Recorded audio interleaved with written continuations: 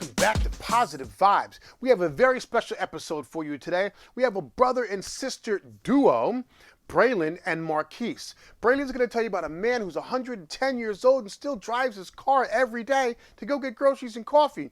And Marquise is going to tell you about rescuing whales. When whales end up on the beach, their bodies are too heavy to get back into the water, why this happens, and how we rescue them. We have some great stories. Stick with us. Ladies and gentlemen, Positive Vibes. Hello, my name is Braylon Alpert. I'm telling you a good news story about a supercentenarian who still takes care of himself. You are probably wondering what a supercentenarian is. A supercentenarian is a person significantly older than 100 years of age, typically one who has reached the age of 110. His name is Vincent Dransfield. He lives by himself in Little Falls, New Jersey, where he has resided since 1945. He was born on March 28, 1914.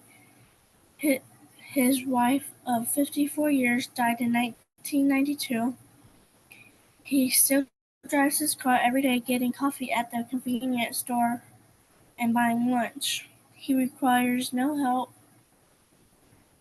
with daily living, so his grandchildren visit him once a week to bring him some groceries and call every other day to check in. He's otherwise self-sufficient. He has one child, 3 grandchildren, and 7 great-grandchildren.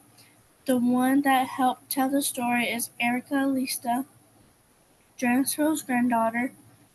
Dransfield is in good health other than dealing with achy knees and other minor issues, and navigates between the home's main floor, his bedroom, upstairs, and the basement where he does his laundry, without a problem.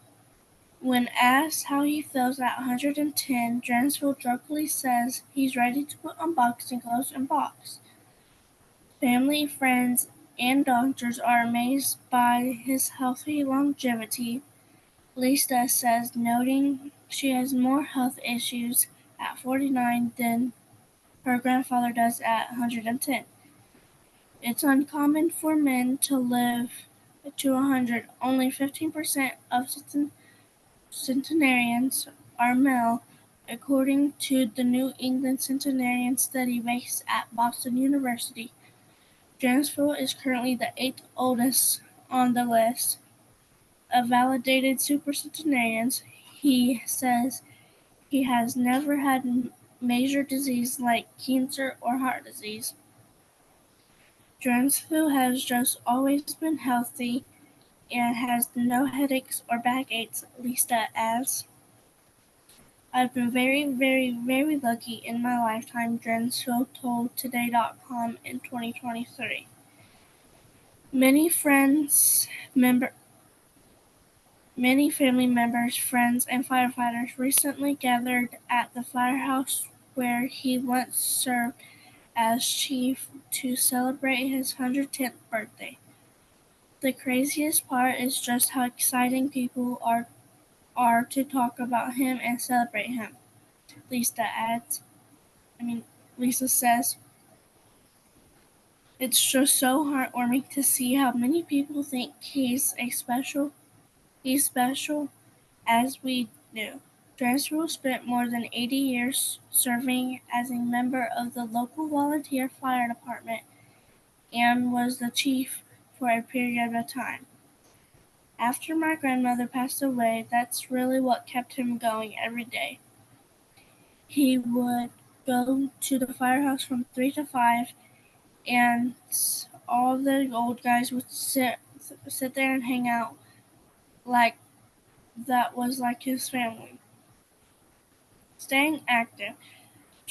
Dransfield didn't lift weights or exercise in a gym, but he kept moving throughout his life. I was 21 years old when I joined the fire department, and that's the exercise I got every day. answered the fire alarms in Little Falls. He says I was active and ran out when the alarm went off for 40 years. Then for the next 40 years I continued when I felt like it. He laughs at people who jog. He's like where they're running to. His granddaughter says he worked for 60 years. Most of that was an auto parts manager before retiring in his late 70s. I still wanted to work, but my wife said it's time for you to quit, he recalls.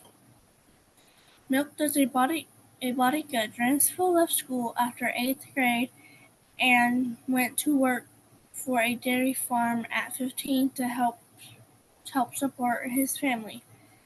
He delivered milk for 5 years and drank as much of it as he wanted, which he attributes to giving him a healthy boost, especially during the Great Depression in 1930s.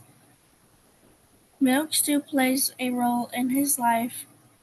The supercentenarian credits drinking Ovaltine, a milk flavoring and nutrition supplement, every day after breakfast for his longevity. He's been so outspoken about it that when he turned 100, everyone drank Ovaltine at his birthday party. Lisa says, "Enjoy what you eat." The supercentenarian likes Italian food, hamburgers, salad, milk, chocolate, and other sweets.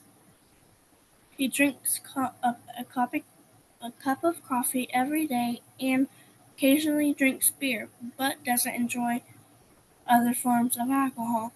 Jasper started smoking when he was when he was 50 after a fellow firefighter offered offered him a cigarette and he liked it, but about 20 years later he quit. He told me one day that he was going to just stop smoking. Lisa recalls he threw the cigarette out and that was it. He just never smoked again. Stay positive. Dransfield considers himself an optimist. He also has a great sense of humor and likes knowing everybody's name in town. His granddaughter says knowing people and loving people makes me live longer. Dransfield says he's always had such a positive, upbeat attitude even when my grandmother passed away. He lived for her, but he was determined to keep on living. Lisa adds, I keep positive. I never think any other way when something's wrong. Dransfield notes, I'm doing fine, and I hope the good Lord keeps me that way. This was a really good story. Great job to Dransfield and his granddaughter. Okay, Brandon, thank you for that wonderful story. So inspiring. This man is 110 years old and still drives his car to go get a cup of coffee. That is fantastic to be able to see, to be coherent at that age. He is truly blessed. Let's get into Marquise's story about 130 whales that got washed up shore and they were rescued in Australia. Why did these whales get up on shore in the first place? And how do you rescue them? Let's go. Marquise, take us away. All right. Positive vibes. Hi, my name is Marquise Albert, and I'm bringing you a story about 130 whales rescued from a mass beach stranding in Western Australia. Ian Wise, chair of Geograph Marine Research Group, was involved in the rescue on Thursday, April 25th, 2024.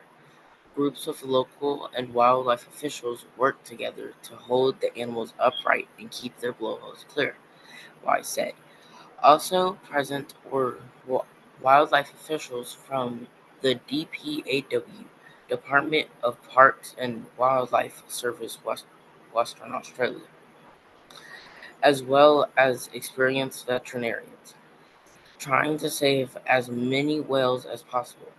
Rescue teams rushed to the beach located in the coastal town of Jonesboro, south of Perth, to tend to the whales. A dramatic operation to save the lives of more than 100 pilot whales ended in partial success on Thursday after wildlife officials managed to return most of the stranded animals to sea.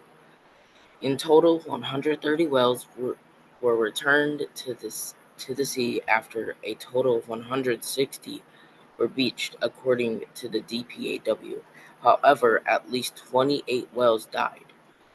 Like other whale species, pilot whales are highly social, often looking out for each other, especially if a member of the pod falls sick or injured. The remaining whales will play an amazing supportive role, I said. When they're out at sea in deep waters, there's nothing that can disturb that care process. But if an injured whale ends up near shore, there will be lots of hazards for the pod that come along and will get in their way. Echolocation doesn't work properly, and before you know it, you've got a whole family stranded. Whale pods can beach themselves again even after being saved. As a result, spotter planes in the area are continuing to watch and see result if the resulted animals will return to shore. So far, they have remained off the beach, Wise said. Animal behaviorists and marine scientists have previously said that survival rates for beached whales is low, and the animals can only survive for around 6 hours on land before they start to deteriorate. Wise told CNN, "You can see how closely packed together the whales were. I've managed whale stranding before, but nothing ever of this size." He pointed a newly born calf he had spotted among the stranded group.